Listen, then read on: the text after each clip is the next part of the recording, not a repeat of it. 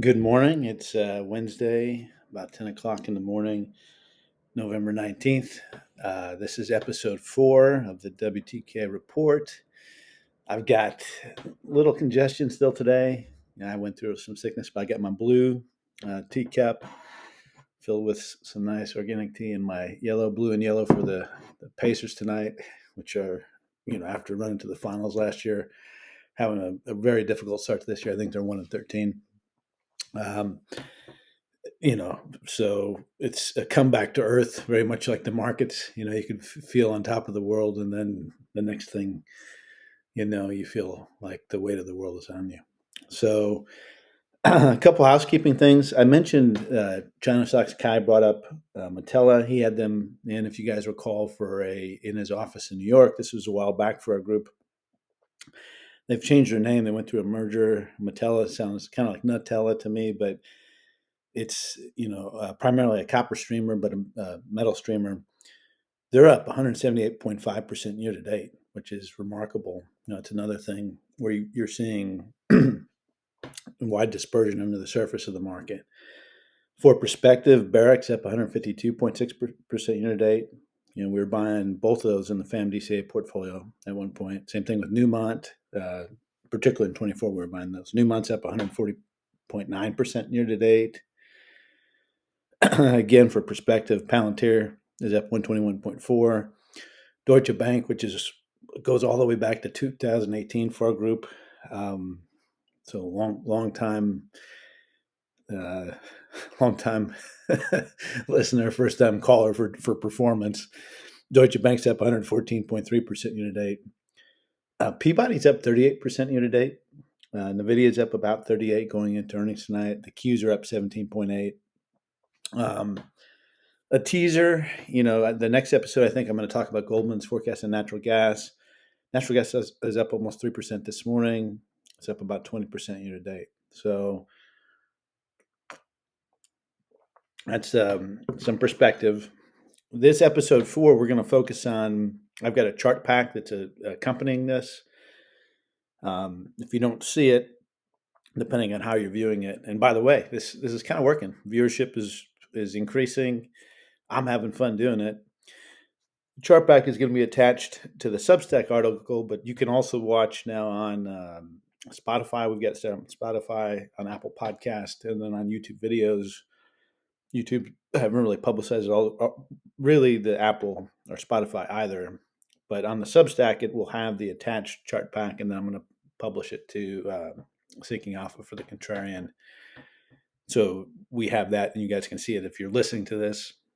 If you're driving in the car, just go along with my notes. But the chart pack is we're going to focus on Nvidia, which I talked a lot about leading up to their earnings release today, the last couple episodes. The Qs, SPY, the Russell 2000, Palantir, Tesla, Target, and Bitcoin. And I want to read a note that Alan, a member of New, wrote on Bitcoin. Feedback. Aaron TurboCat said we could have a better background. Point taken.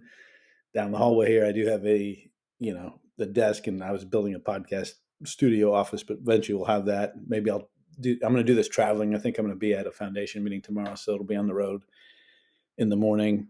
But appreciate that. Somebody else said we need theme music for an intro. Made me think of the McShay Report podcast, which I love, where it says roll the beat, Tucker, and they've got some instrumental song that I like. I'm just flying by the wire here, one-man operation right now. I may put some theme music in. I think I'm going to record a podcast with Kai maybe on Friday afternoon. We might use Zoom, or I've got Zoom or YouTube Studio, so I might mess around with that a little bit for Saturday. I want to shout out to barbers. I have older teenage daughters, almost, they're almost into their 20s now. But for a long time, I just went to a place called Salon 101, or like salons, and got my hair cut. Started going to a barber, Main Street Barbers, Dalton. I need my beard trim here. I need a haircut again. Sometimes I grow my hair out longer. And I actually will shave my beard. I like to grow my beard in the winter. But Dalton at Main Street Barbers has been excellent. I love going to the barbershop. I want to take my boys. and let them experience that. There's some podcast art. My 12-year-old son, he did a little Donkey Kong drawing, so I put it up as the podcast art. We may feature different drawings from him, as my art. Some confessions. I was up late Monday night. Sleep is very important. I love sports and basketball. My favorite teams, basketball wise, are the Pacers, the Bulls, and then the 76ers because of our friend Jordan in the group. I like some of their players too. But anyway, I was up. I love the Nikola Jokic from the Nuggets. They were playing the Bulls in Denver Monday night, so I stayed up way later than I should have. Neglecting my sleep. I was playing No Mercy with my kids last night, which is that game just goes on forever. But anyway, we went to the grocery store before we got some groceries, and we left these frozen burritos out. I was like, well, I'll just make them because they were already thawed. It's a bad idea again. You shouldn't drink, water even, but eating, late at night, not good. Yeah, I saw a comedian the other day say he was divorced, and he said that, what he misses is having somebody tell him, hey, don't eat this, later at night because you got, some built-in restraint. But it is, life is a lot about discipline and, whether you're working out or eating. As far as longevity, sleep is right up there. I've been doing a lot of reading as I get older. I'm 48 now, almost 50. But then obviously I've got some family history of heart issues. My youngest brother died pretty young, as I've talked about. My middle brother had a heart attack young. My father had a heart attack young. So I've been really into health and longevity and things like that. As you get older, for guys and gals, the muscle mass is super important because you lose like 1% of your muscle mass after the age of 40 per year, roughly. And as you get, into your 60s, 70s, you really need that muscle mass just for daily movements and to be anti-fragile, speaking the investment term, and the seem to leave term. Sleep quality is right up there, so that's why I'm confessing. I've been pretty good about sleep here, but sports keeps me up, eating kept me up. But that's really high on the list for longevity. VO2 max, which is a measure basically of if you do all out effort or exercise, and then how fast your heart recovers to a normal rate. And you can actually measure that on these Apple Watches now, and that's really important for longevity. They've tied that right up there with muscle mass, sleep quality, food health is really important in the sauna, which I'll talk about maybe on Fitness Friday. Is good for your cardiovascular health, but it you sweat out toxins, and I've been going to the sauna to learn more about it and refining my sauna usage. Some of my friends have saunas in their basement, their house. I just go to Lifetime, Fitness to use it. I love it, right up there with working out and how I feel afterwards, so that's great. So those are my, just housekeeping items. Appreciate the feedback from everybody, and let's do this. Let's dig in. It's a big day today.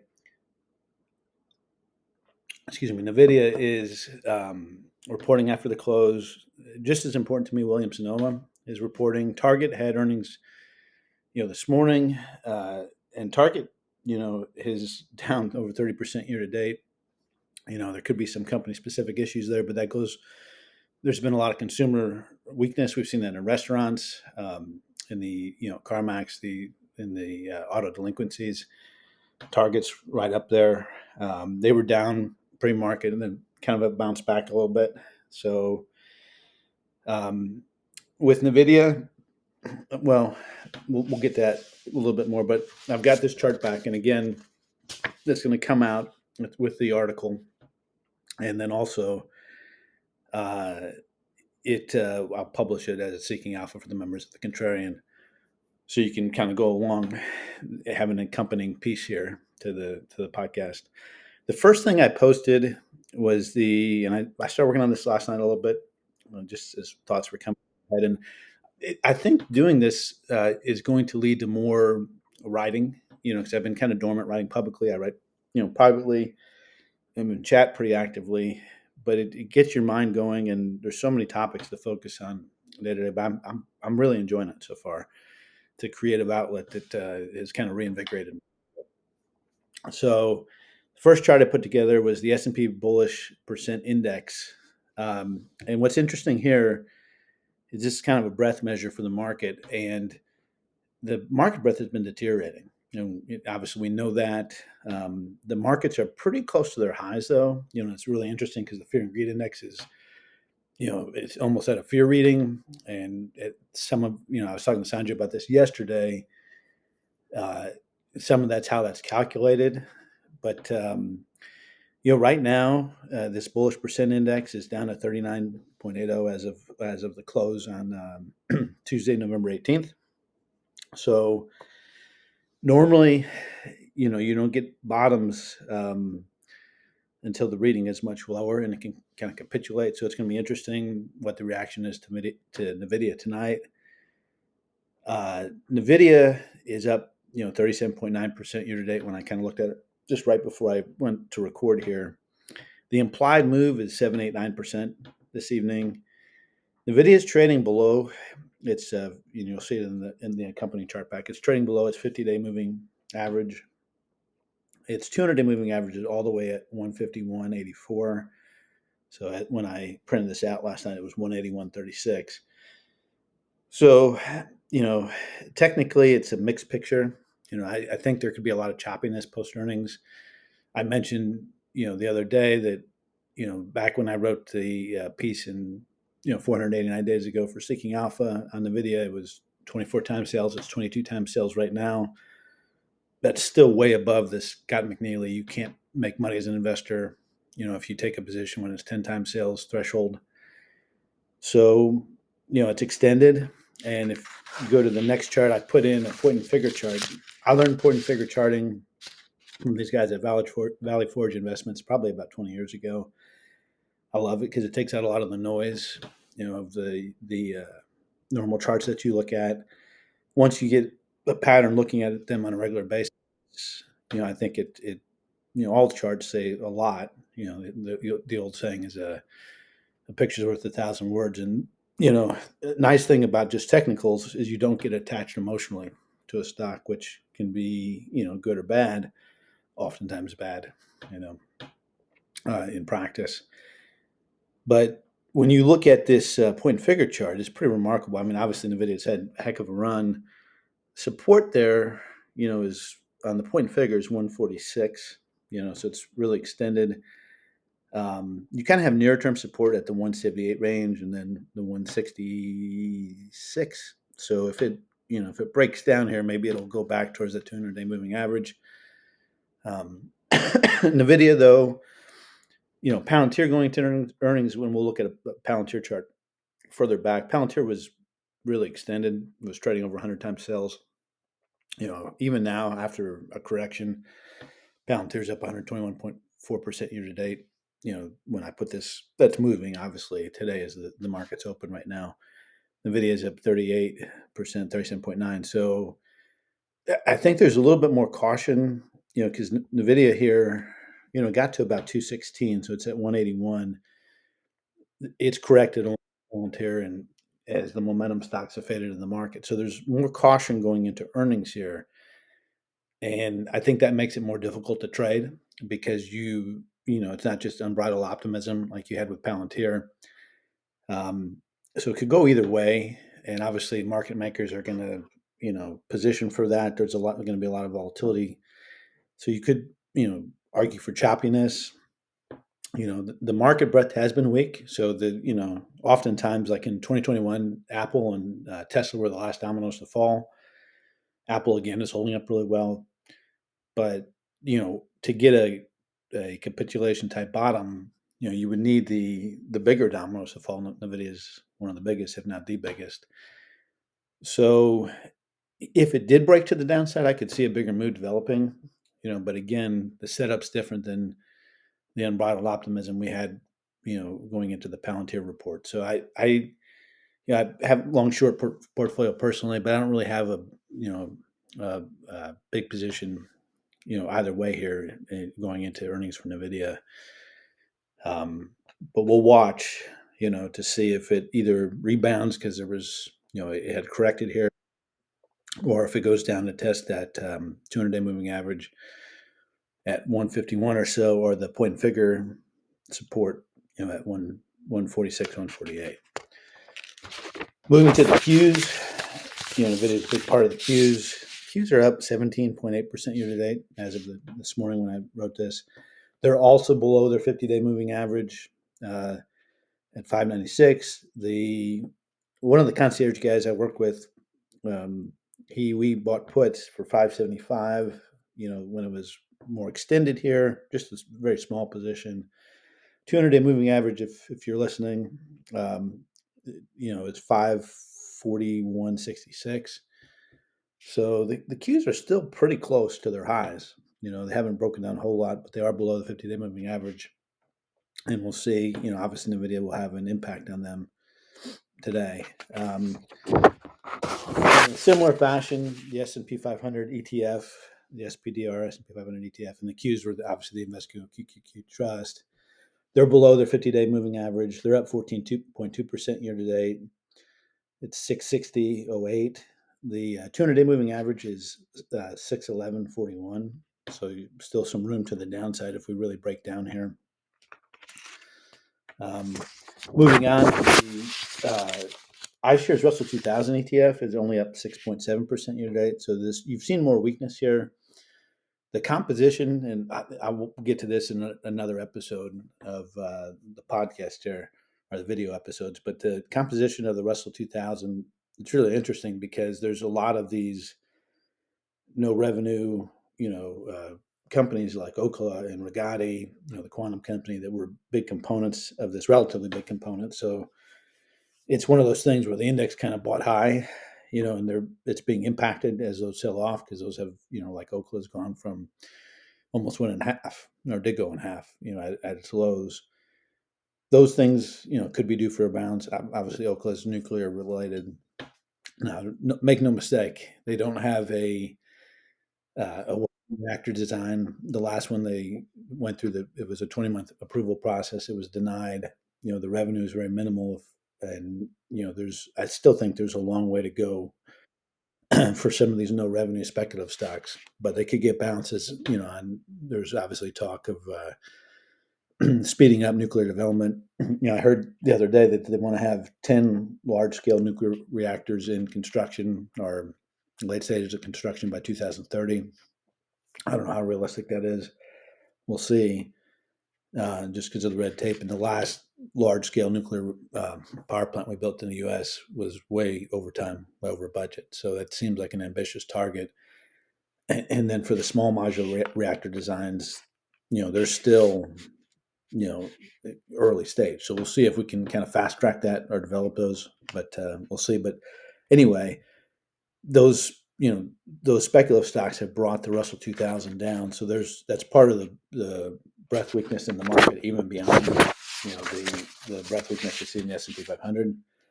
The next chart in the chart pack is Palantir. I'm going to take a sip of tea to refresh my voice.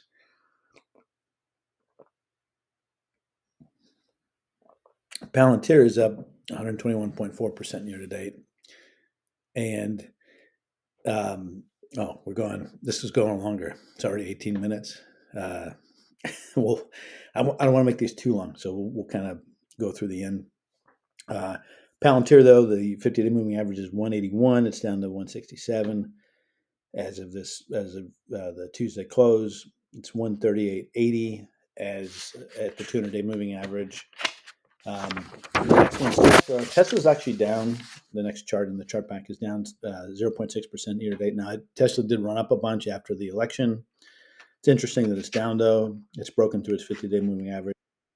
It was 401.25 at the close yesterday. The 200-day moving average is 338.61, which it spent a lot of time consolidating around in July, August, September. Tesla's really at an interesting juncture because they're losing the credit, which helped their September quarter, the $7,500 tax credit. And there's consumer weakness, slowdown in new auto sales and used auto sales. And then Tesla's in this transition period where they're, they think robotics, the Optimus will be their biggest product, and the robotaxi. I mean, we'll see, but they could really be in trouble from a earnings per share and a free cash flow standpoint next year, because they made a lot of money from those tax credits, and then you could see sales come down here, before, if there's a ramp for Robotaxi or the Optimus robot. And the next chart is retail buys that were $1 million buys. Sanjay sent me this morning. I want to put it in there because there's been a lot of retail activity in Tesla. But you can see here with the red arrow that the retail buys have come all the way in. And, Target, which we talked about a little bit, Target's down 31.4% year to date. Some company-specific issues, but also emblematic of weakness in the consumer.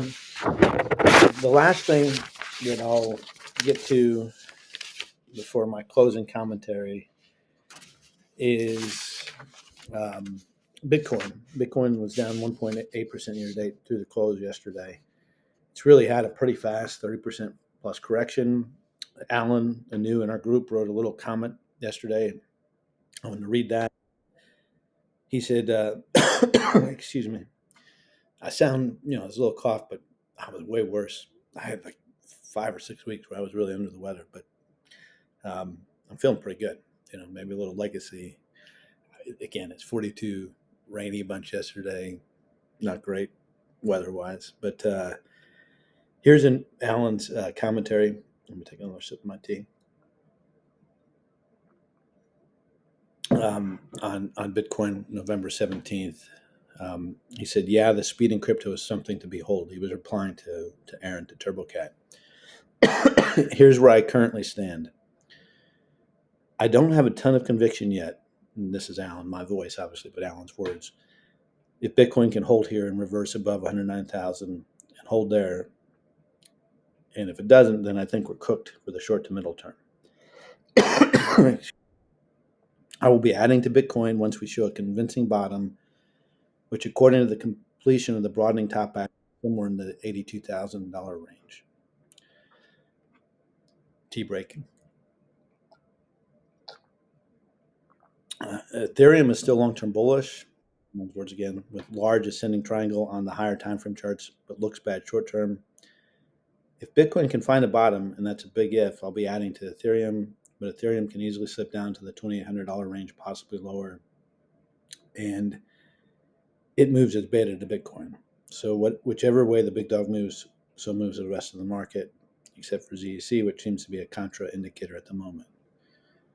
Then Alan says, whichever altcoins are surging right now are probably decent bets near term. And then he emphasizes, I mean bets, capital letters, in the purest form of the word. And I also mean near term, as in this week, probably no later.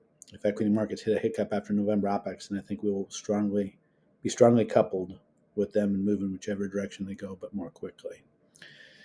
Again, not investment advice, just this is our talk in our group.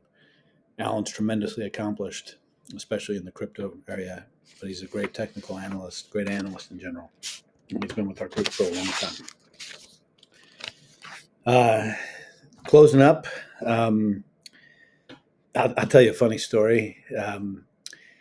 Here's my nails. When I remember when I was in college, and some girls came up to me and they're like, wow, you have really nice nails. You should be like a hand model or something. And I was so embarrassed. I was like, what guy wants to hear that they have nice nails? Then I've got girls, obviously older teenagers now, and going on in their life, but all my older girls, they're in to get their nails done.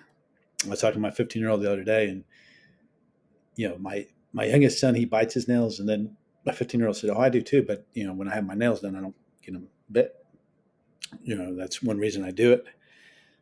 And so my youngest son, he was we were doing something, and he grabbed my hand and he felt my nails, and he's like, those nails, this is the word he used, those nails are perfect. And I was like, oh, brought me back to my college days. And this time I was more receptive to the compliment, especially as I'm getting older. And he said, can I bite them? I was like, what? No, that's not going to happen. But that's, I'm trying to bribe him with roadblocks to stop him from biting his nails. So that's just a funny story. And then, again, wrapping up, Obviously, I'm just doing this free form. It's fun for me, so bear with me. I kind of like it that it's just, there's some structure to it, but I can say whatever I want, and just be myself. On the dock, you know, on the docket for what's up next, I'm thinking about doing the next episode, which would be Thursdays, with Goldman's take on natural gas, which Gringo has talked about on his Twitter. Now, Pacers play tonight. Makes me think of the Mary Chapin Carpenter song. Sometimes you're the bug, sometimes you're the windshield. Last year the Pacers were rolling. This year, not so much. And that's that. So I hope everybody has a nice Wednesday, November 19th. And if you're listening to this, appreciate it. Thankful and grateful for all in our group over the years. Just thankful and grateful in general. And looking forward to today. I'm excited to see. I'm going to publish this, see where the markets are at. And no dog in the race really with Nvidia tonight, but I think it will have impact on market direction. I could see a rebound into OPEX, like Alan mentioned. You could also see a further breakdown, but Nvidia did have, remember, from October 27th to October 29th, they had the event in Washington, D.C., that wasn't a normal event for them, but it was like an AI, basically pep rally, so, and ever since, since May of 2023, when Jensen at NVIDIA came out and said, hey, we're going to have this wave of investment, and he's hyped it, and he's been right. I don't think, from studying this, really closely, and it, the bubble was already massive a year and a half ago when NVIDIA was over double, what Cisco was relative to the GDP, and then it's even gone up further. I don't think, right now NVIDIA is really the only one making profits in this AI infrastructure build out. That can't be the case going forward. I saw there was a chip conference yesterday where they said that AMD, they can make $20 a share in 2027. Obviously, $230 stock or something. It's pretty cheap, on that type of growth surge or forecast. So that's going to be interesting tonight to pay attention to that. Does NVIDIA come out and just, lately their beats have been more moderate, or do they talk about a reacceleration? Part of it doesn't matter because they're already 22 times earnings as this huge $4 trillion plus market cap. So a lot of good news is priced in. However, sentiment's mixed going into earnings here. So there's the outlook.